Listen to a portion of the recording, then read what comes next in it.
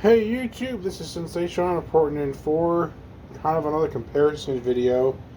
Today we're going to compare three different sound files for the ES44AC. Here we have LokSound, Tsunami, and then these would be MTH Protosound 3 over here with the green 2010, the GECX 2010, the KCS 4767, KCS 4770, and Ferrosaur 4714. Those will be Protosound 3. For the LokSound, we have SVTX number 1982 and UP 7964, the 5000th GEVO. And using the Soundtraxx Tsunami decoder, which is Tsunami 1, we have the Conrail 1976 Fantasy Scheme ES44AC. Now, I'm not going to tell you which one. I'm not going to tell you that, buy this one, or buy this one, or buy this one. They all sound great. There's a lot of things that I like about the MTH, there's a lot of things I like about the Tsunami, and there's a lot of things I like about the LokSound. So I really can't tell you which one to buy, more or less. It's down to your ear, primarily. Let me go ahead and start up the 1976 one, so that you can hear the Tsunami first. It's probably the quietest one on here.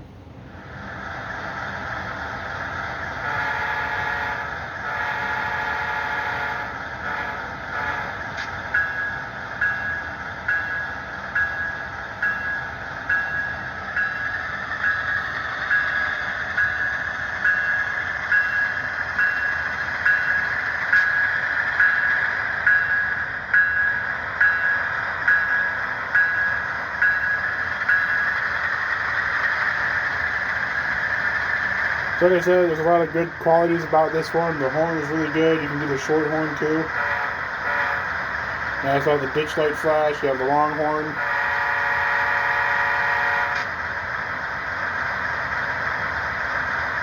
With, of course, standard ditch light flash. Like I said, this unit actually runs pretty well with Tsunami. I might upgrade to Tsunami 2. I'm not sure yet, but I probably will. And it's got nice LEDs. Actually, I'll do it for every single one.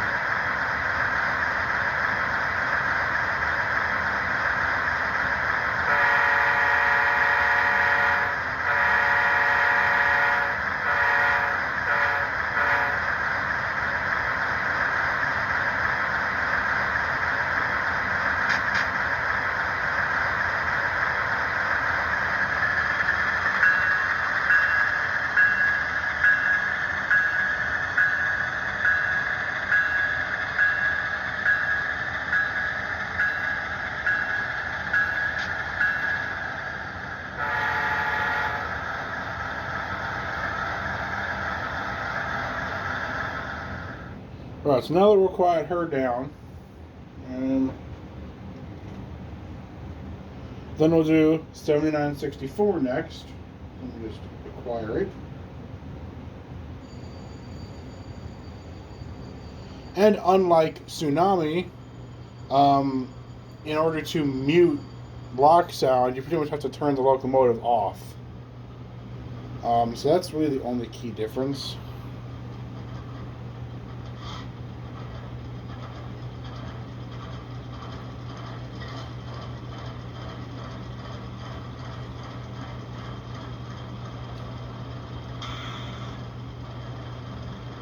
This locomotive is also intermountain, as is the Conrail, as is the 1982 that's behind it, which is a GEVO, not the Ace.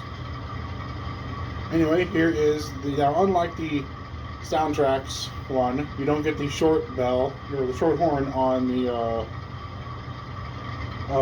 the Function 3. You get actual couplers. However, you have a lot of play with the horn button with function 2. And here's the bell.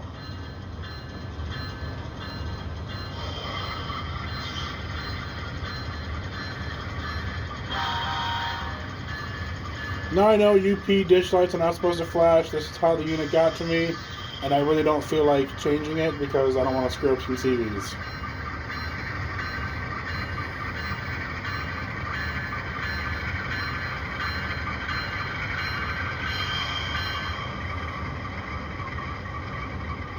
Like I said, some pretty standard sounds from Tsunami and LokSound. Obviously, there are a lot more different sound files and functions that you can get. I don't have the whole thing. The primary ones I use is the 1 and the 2 and the 3. It's functions 1, 2, 3, and 0, and functions 5 and 6 for the number boards and the ditch lights. That's it. That's all I use. And I'll go ahead and flip it in reverse. The nice thing about LokSound and Tsunami is when you put it in reverse, the ditch lights stay on.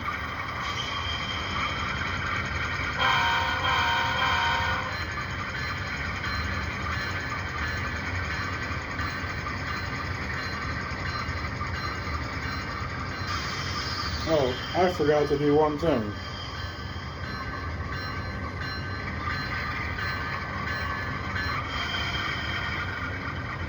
I forgot to dim the lights down so you can see how bright the lights are.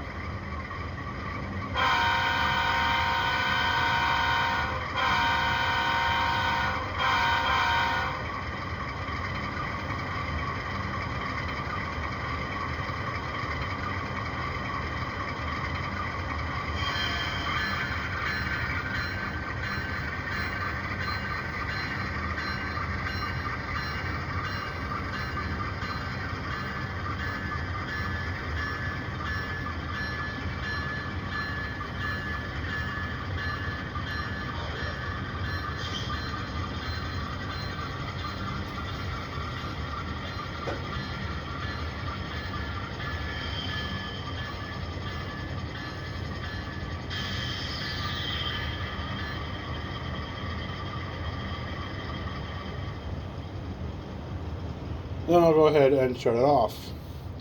Now, then we're going to look at 4767.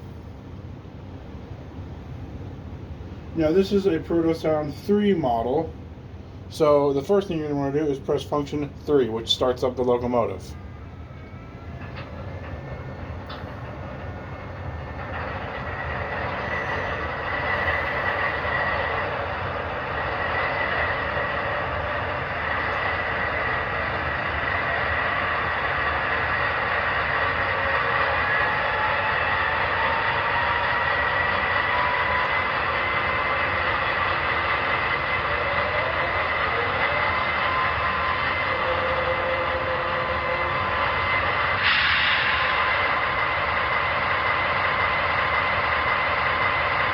Now, the one thing I really do like about the Protosound 3 is that it's nice and loud, which is what it should be. It's a train, it's loud, it's obnoxious, it's crazy.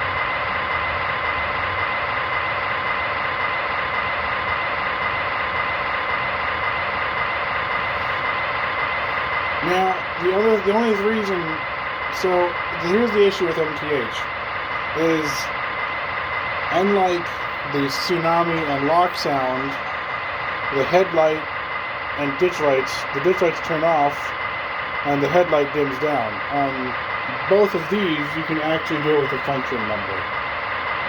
And you can actually force it to dim, you can actually tell the headlight to dim, and then the ditch lights won't come off, and you can actually keep it like that. But for some reason, it's automatic on the Protosound 3 engines. So, I guess I'll try to do it this way. lights down.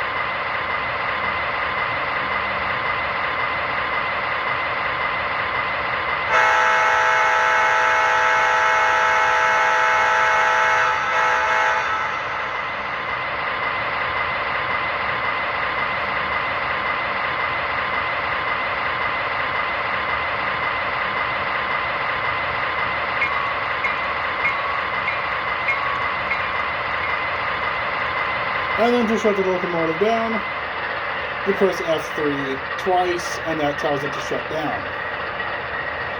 Now, I know there's 4 MTH locomotives sitting on this layout right now. However, I do want to bring in 2010. Oops.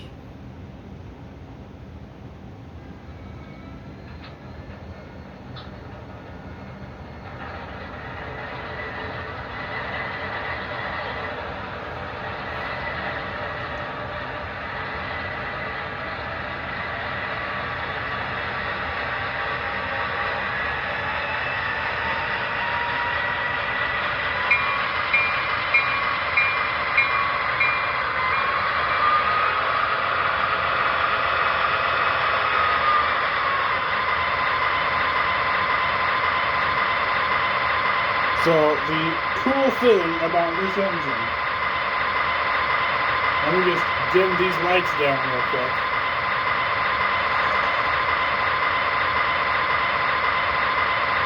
Yeah, how cool is that?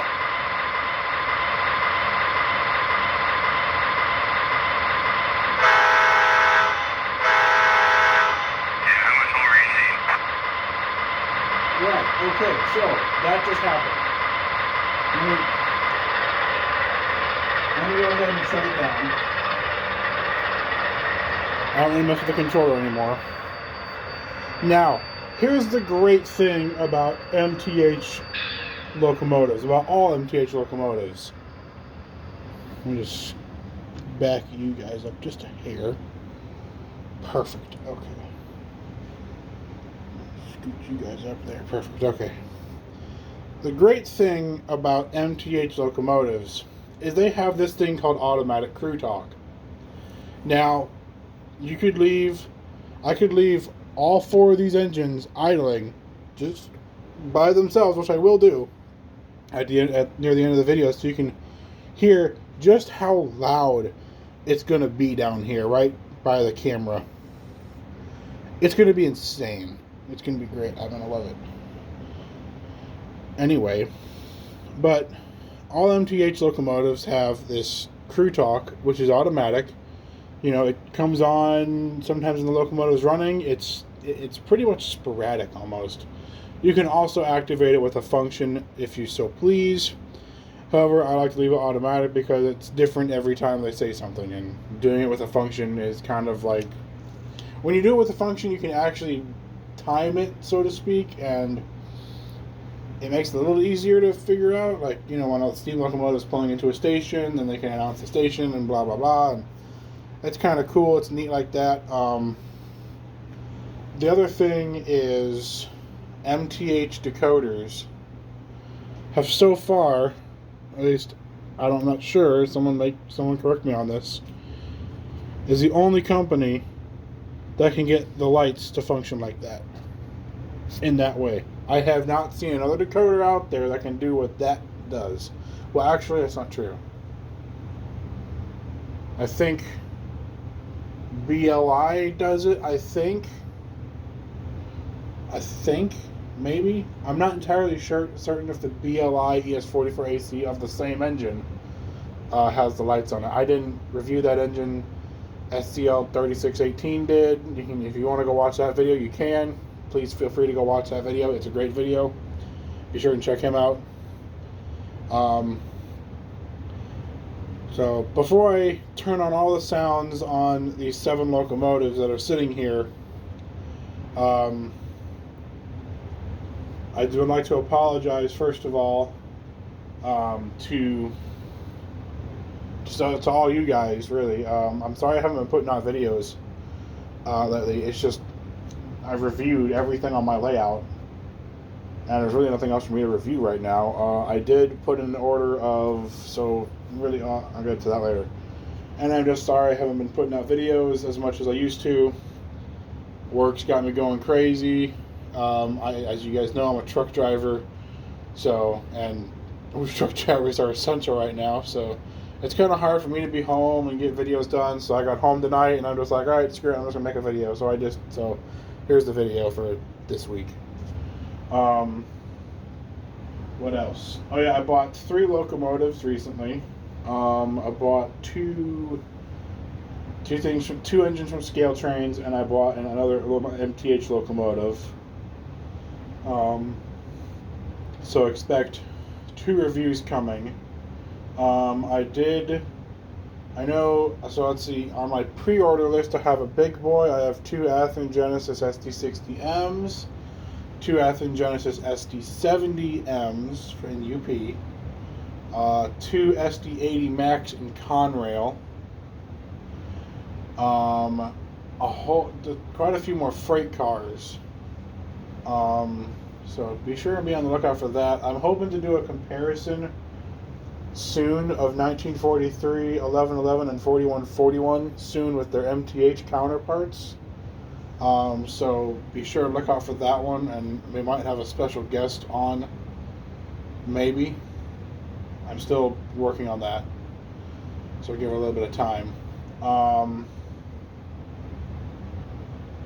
What else?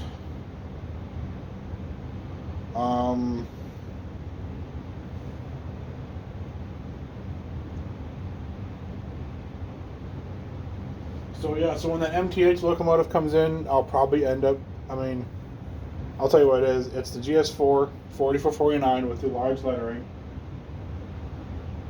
Oh, it's like my 4450. It's large lettering. Well, whatever. I was meaning to buy the small lettering one, but I ended up buying the large lettering one because why not? I can see it. And obviously I have a pull in the MTH daylight consist and all that in the review. What else to come? Not sure. My most recent video, if you want to go check it out, is of my Rapido RS11s. So be sure to check those out. Those are some excellent models. Shout out. Oh yeah, here's some other news. My brass 765 is currently being worked on. So that's getting LokSound installed in it, and it's getting LEDs, and it's getting a little bit of paintwork touched up on it, and hopefully the weathering will come off of it. If not, oh well. I have 4 engines with my friend of mine, 4 steam engines with a friend of mine. I have a 482, which is the MT4 Southern Pacific. I have my Challenger, the FEF-3 in the cab forward with another friend who does my decoder work. So I'm hoping he gets those done soon. So that's 4. Those 4 are getting Tsunami 2 sound because it's going to be an easy install. So I'm hoping to have 3985, 844, and 4014 in at some point in time, probably in November. Would be the earliest time that video will come out. So I expect that later this year. Yeah, it's kind of hectic right now, so. But definitely be on the lookout for more videos, okay. So anyway, I'll go ahead and start up the Tsunami, then the LokSound, and then all 4 MTH engines, and y'all can decide for yourselves which one's the best.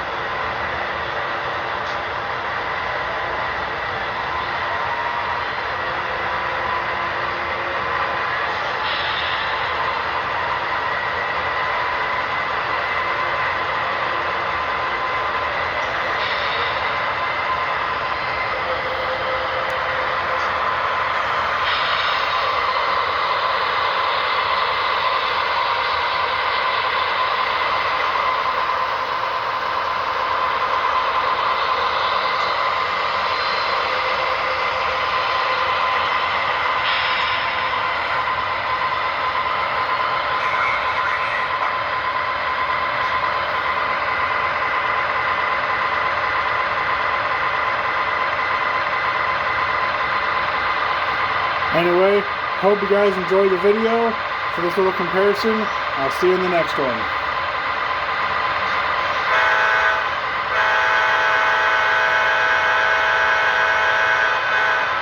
See ya!